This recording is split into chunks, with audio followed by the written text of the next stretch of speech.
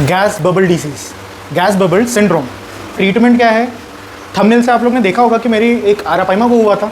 सो मैंने उसको किस तरीके से ट्रीट करा and how fatal this particular disease is and कितने फास्ट आपको रिएक्ट करना है, क्या ट्रीटमेंट देना है।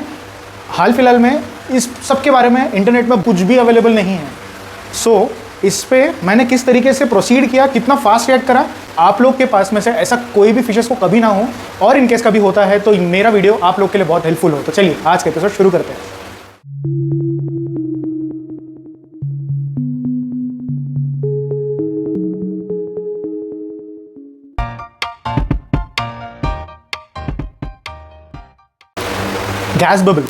गैस बबल सिंड्रोम और गैस बबल डिसीज़, ये होता क्यों है और कैसे हो सकता है और किन लोग कौन से फिशेस को होता है, ये मैं आप लोग को समझा देता हूँ। स्पेसिफिकली ये होता क्यों है?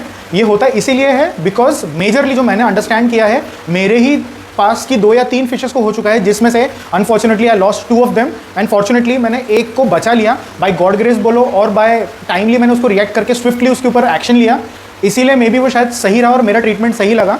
सो उसके ऊपर जंप करने से पहले मैं आप लोग को बता दूं कि ये फिशेस को हुआ क्यों। जहाँ तक मैंने देखा है mainly it happens due to bad water quality.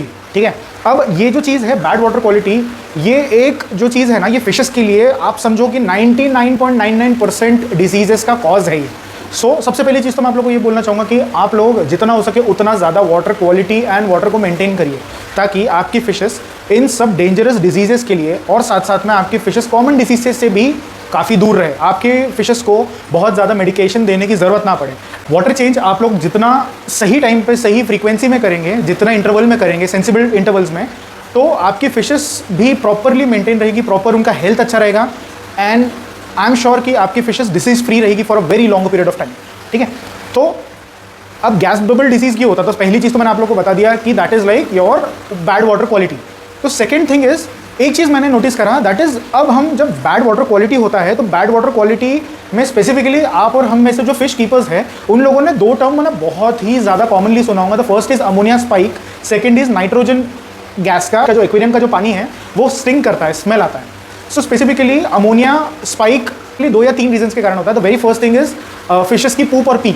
सो ये एक चीज़ हो गई। दूसरा, आपने ओवर फीड कर दिया या फीडिंग आपने किया है तो पानी में बहुत देर तक वो रहा, डिकम्पोज हो गया। कंपोजिशन का जो प्रोसेस है उसके कारण it affects the water quality. ठीक है, जिसके कारण अमोनिया स्पाइक होने के कारण आपका वाटर क्वालिटी पहले तो अमोनिया से खराब होगा and ammonia eventually break down into nitrate and nitrite. ठीक है, सो अब ये जो नाइट्रोजन गैस है स्पेसिफिकली ये पानी में बहुत ज़्यादा रह जाता है, फिशेस के लिए बहुत ज़्यादा इंपॉर्टेंट है। दैट इज डिजॉल्व्ड ऑक्सीजन, जिसको हम DOV बोलते हैं। ठीक है, तो डिजॉल्व ऑक्सीजन का लेवल जितना ज़्यादा रहे उतना ज़्यादा आपकी फिशेस हेल्दी रहेगी, जहाँ तक मेरा मानना है। अमोनिया लेवल जैसे जैसे आपका बढ़ना स्टार्ट होता है वैसे वैसे आपका DO लेवल कम होना स्टार्ट होता है। ठीक है, सो इसीलिए हम लोग वाटर चेंज की एक्टिविटी परफॉर्म करते हैं to maintain that DO level and to reduce the nitrogen level, the nitrogen cycle और जो अमोनिया साइकिल। ठीक है, अगेन रिपीट कर रहा हूँ कि पहली चीज़ है आपका वाटर क्वालिटी, दूसरा आपका ammonia nitrogen spike, third is your low DO level. The fourth thing is कि आपके टैंक में ऐसी कोई मशीन, ऐसा कोई इक्विपमेंट जिससे माइक्रो बबल्स क्रिएट हो रहे हो। अब लेट्स से आपके पास में आपने बबलर इंस्टॉल करा हुआ है, आपने ब्लोअर इंस्टॉल करा हुआ है, या आपका टॉप वाटर फिल्टर से आपका पानी बहुत ज़्यादा स्प्लैश हो रहा है, या आपके पास में इंटरनल फिल्टर रखा हुआ है, तो ऐसी कोई चीज़ है जो कि बबल्स क्रिएट कर रही है वाटर में। सो माइक्रो बबल क्रिएट करने में वो एक तकलीफ है। अब माइक्रो बबल क्रिएट करने में तकलीफ क्या है ये आप थोड़ा सा समझे, थोड़ा टेक्निकल है बट समझ में आ जाएगा। गंदे पानी में माइक्रो बबल कैसे अफेक्ट करता है ये मैं आप लोगों को समझाता हूँ कि माइक्रो बबल क्या करता है कि उसमें अंदर जो बबल्स क्रिएट होते हैं वो गंदे गैसेस या गंदी गैस उसके अंदर ट्रैप हो जाती है। It gets absorbed into the fishes skin and eventually वहाँ से आपका गैस बबल इशू स्टार्ट होता है। ठीक है, अब मेनली मैं आप लोग को बताना चाहूँगा कि गैस बबल सिंड्रोम आपको देखने किस में मिलता है। ठीक है, मेनली इन स्केल्ड फिशेस जिनको स्केल्स होते हैं बॉडी में।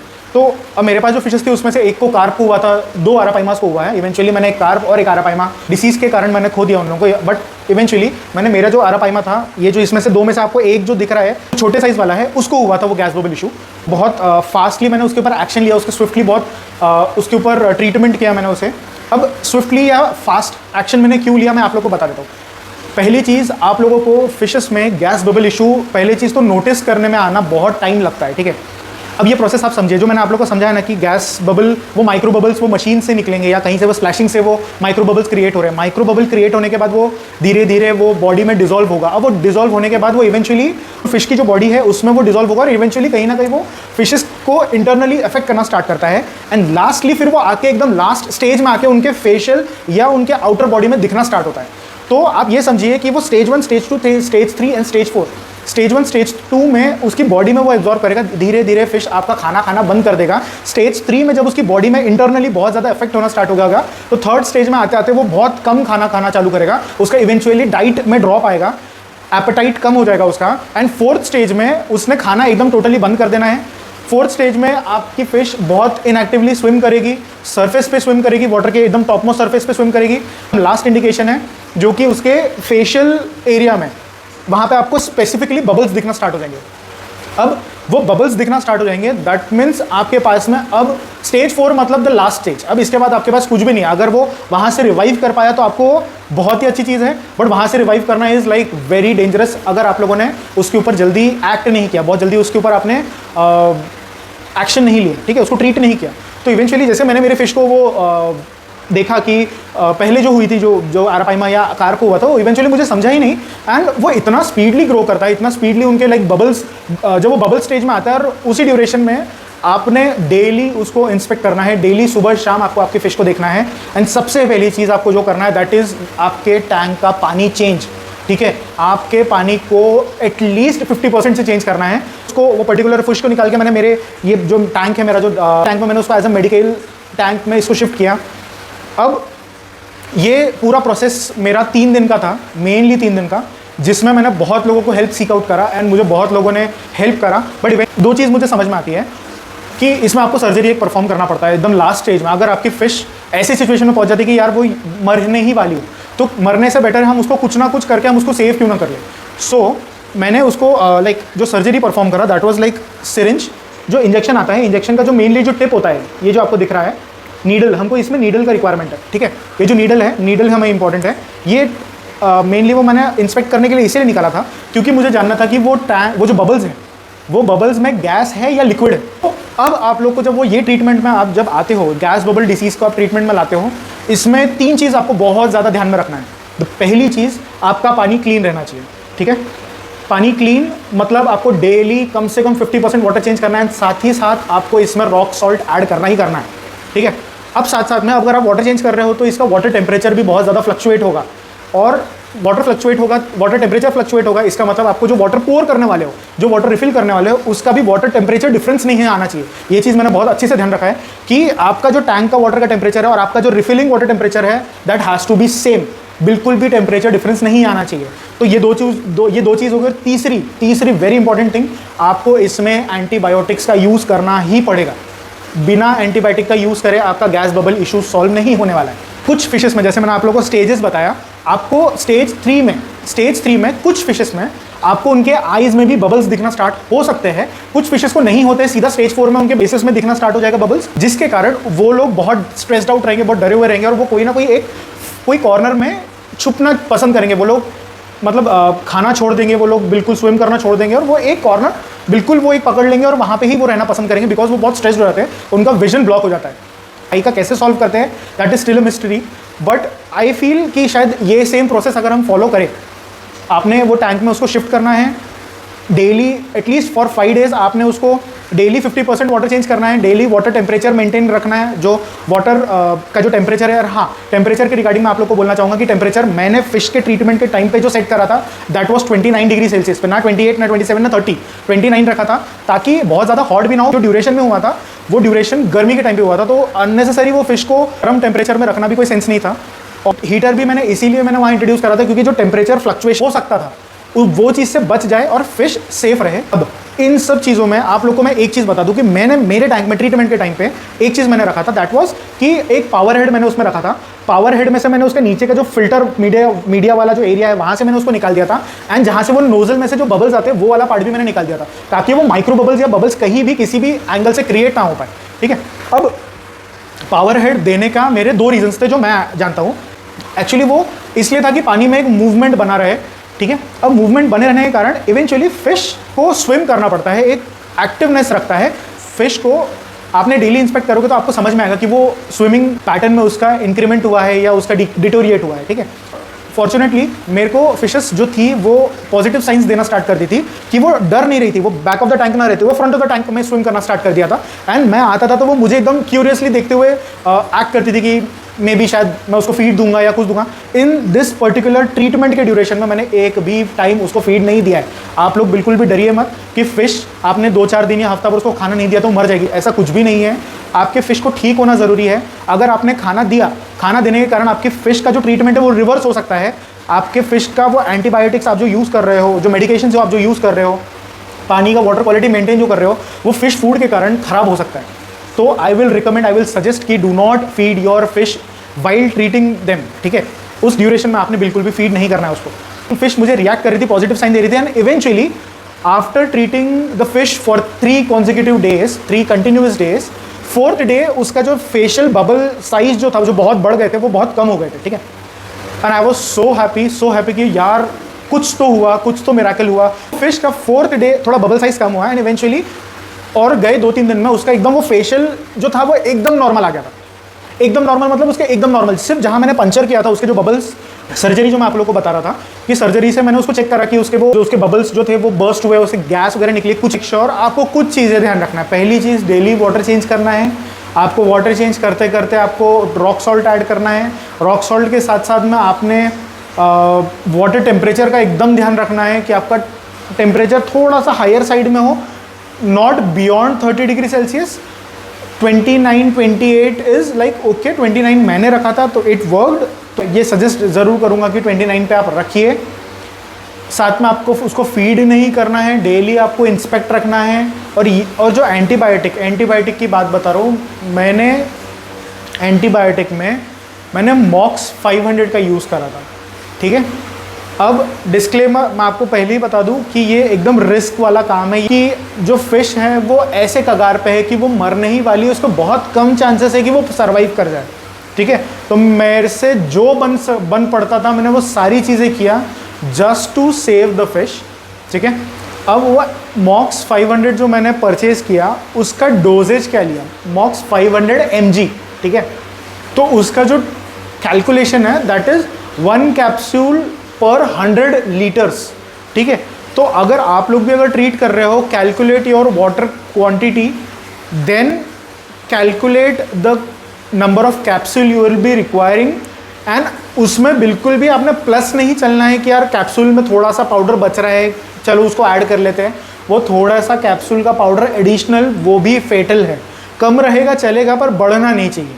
सो आप अगर वो कैलकुलेशन से चलेंगे, जितना भी आपको रिक्वायरमेंट है, 1 कैप्सूल, 1.2 कैप्सूल, 1.5 कैप्सूल, जितना भी आपको क्वांटिटी रिक्वायर्ड है उतना ही क्वांटिटी आप उसमें डालिए। एंड आप जब पानी चेंज कर रहे हो डेली, रेशियो का आपने कैप्सूल ऐड करना है, ठीक है।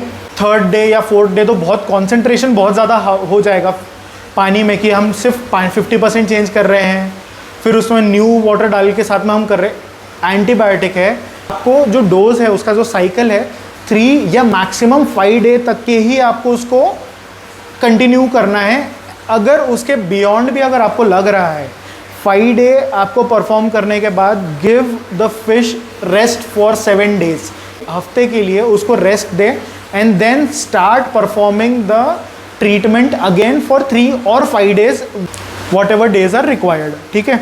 बट जनरली हम जब एंटीबायोटिक देते हैं 3rd या मैक्सिमम 5th डे तक आते आते फिश अच्छी खासी रिकवर कर जाती है, ठीक है। अब मेरे केस में 2 दिन मैंने नया वापस वाटर चेंज करा ताकि उसका एंटीबायोटिक वाला लाइक पानी 100% क्लीन हो जाए। एंड देन 7th डे के से लेकर 3 मोर डेज एडिशनली मैंने उसको यही टैंक में रहने दिया। एयर नोजल था वो उसमें मैंने ऐड करा एंड उसके नॉर्मल रूटीन में जैसे उसकी जो मेन टैंक में सब कुछ जो उसको मिलने वाला था वो सब चीज़ मैंने किया। एंड इवेंचुअली थोड़ा सा मैंने फीड करना स्टार्ट करा, बहुत ज़्यादा फीड नहीं किया, थोड़ा सा फीड मैंने स्टार्ट किया कि जस्ट टू चेक कि वो फिश फीड लेगी या नहीं। तो इसमें डालने से पहले मैंने उसमें यहाँ चेक कर लिया, मैंने उसको फ़िश को फीड दिया, यस उसने एक्सेप्ट किया। जैसे वो थोड़ी स्टेबल हुई थोड़ी लाइक इंटरैक्टिव हो गई, डर नहीं रही थी, स्ट्रेस फ्री हो गई। देन उसके बाद मैंने निकाल के उसको ये मैन टैंक में डाला एंड इंस्टेंटली, मतलब जिस दिन मैंने उसको शिफ्ट करा उसके नेक्स्ट डे से ही उसने फीडिंग लेना स्टार्ट कर दिया। जहाँ तक मैं जानता हूँ गैस बबल डिसीज़ के बारे में यूट्यूब में शायद मेरा सेकेंड वीडियो होगा। फर्स्ट वीडियो राहुल भाई ने डाला, सेकेंड वीडियो मेरा है जहाँ तक कि सक्सेसफुली मैंने उसको ट्रीट करा। अब अगेन मैं बोल रहा हूँ कि उसको सक्सेसफुली वो ट्रीट हो गया या सही टाइम पे मैंने एक्शन लिया या बाय गॉड ग्रेस बोलो या जो भी कुछ है, इवेंचुअली फ़िश ठीक हो गई। अब मैं आप लोग को एक चीज़ बस बोलना चाहूँगा कि ये जो है ना, ये आप लोग को बिल्कुल भी टाइम नहीं देगा। ये जो डिजीज़ है स्पेसिफिकली, ये आप लोग को बिल्कुल भी टाइम नहीं देगा कि आपको यार सोचूं मैं क्या करूं क्या करूं क्या करूं। नहीं, आपने तुरंत बिना सोचे समझे वो फिश को आपने निकाल के सेपरेट करना है, सेपरेट टैंक में रखना है। You have to start the treatment ASAP, as soon as possible आपको उसका ट्रीटमेंट स्टार्ट करना है। एंड इवेंचुअली आपको एक चीज़ मैं बता दूं कि आपने एंटीबायोटिक अगर आप यूज़ कर रहे हैं फॉर 3 days और 5 days, आपकी फ़िश मरेगी नहीं, मतलब उसके साइड इफ़ेक्ट से मरेगी नहीं, पहली चीज़। दूसरा, यस एंटीबायोटिक से फ़िश थोड़ी सी लाइक कमज़ोर हो जाती है, बट इवेंचुअली जैसे जैसे उसका डिजीज़ ठीक होने लगता है वो रिकवर करना स्टार्ट कर देती है, वो उससे फाइट बैक करती है, ठीक है। और साथ साथ में जो मैं आप लोग को स्टार्टिंग से बोलते आ रहा हूँ कि हर वाटर चेंज में आपने रॉक सॉल्ट ऐड करना है। रॉक सॉल्ट क्या करता है कि जो बाकी छोटी मोटी जो भी बीमारी है उसकी बॉडी में, जो आप लोगों ने देखा कि मेरी फ़िश को एक्सटर्नली भी उसके पैरासिटिक इन्फेक्शन हुआ था उसको, तो उसके ने बॉडी से ब्लीडिंग होना स्टार्ट हो गया था, तो वो चीज़ उससे छोटी मोटी चीज़ें जो है वो उससे रिकवर कर गई। एंटीबायोटिक जो था वो उसका इंटरनल एंड एक्सटर्नल बॉडी पूरा का पूरा अंदर से बाहर तक पूरा चकाचक उसने ट्रीटमेंट को हेल्प किया, ठीक है। ट्रीटमेंट में वो मेडिकेशन ने पूरा हेल्प किया। ये जो डिसीज़ है ये स्पेसिफिकली जो मैंने आपको अगेन स्टार्टिंग में बताया कि कोई भी स्केल्ड फिशेस में हो सकती है और स्केललेस फिशेस में भी होती होगी, I don't know, but scaled fishes में बहुत प्रोमिनेंटली देखने मिलेगा। एंड साथ साथ में जो फिशेस है जो बहुत इजीली देखने मिलेगा, जिसमें वो ये है, पहली चीज़ तो ये है जिसकी पानी बहुत गंदा है, उसमें कोई भी फिशेस को हो सकता है। सेकेंड, जो फिश का इम्यून सिस्टम थोड़ा सा वीक है, मे बी शायद उसको हो सकता है। और थर्ड एंड फॉरमोस्ट मेनली आपको आरापाइमा और एरोवानाज में देखने मिलेगा। सो ये दो फिशेस में आप लोग को बहुत ज़्यादा सावधान रहना है। ये फिशेस में अगर आपको दिख रहा है, ऐसी कोई भी सिम्टम्स दिख रहे हैं, treat the fish as soon as possible. और अगर आप लोग देखते हैं कहीं पे भी आपको देखने मिलेगा कि ये ऐसी कोई भी फ़िश आपके कोई भी परिचित में किसी को भी अगर इशू हो रहा है, प्लीज़ शेयर दिस वीडियो और share this knowledge with your friend to save the particular fish. And I feel and I think शायद ये वीडियो हेल्प करेगा काफ़ी लोगों को। चलिए आज के एपिसोड यहाँ ख़त्म करते हैं। आई होप ये सब पसंद आया होगा, अच्छा लगा होगा, नॉलेजेबल लगा होगा। और आप please subscribe, like and share करिए, जितने लोगों को हो सके उतना शेयर करिए। तो चलिए आज के एपिसोड यहाँ ख़त्म करते हैं। थैंक यू एवरीवन, जय हिंद।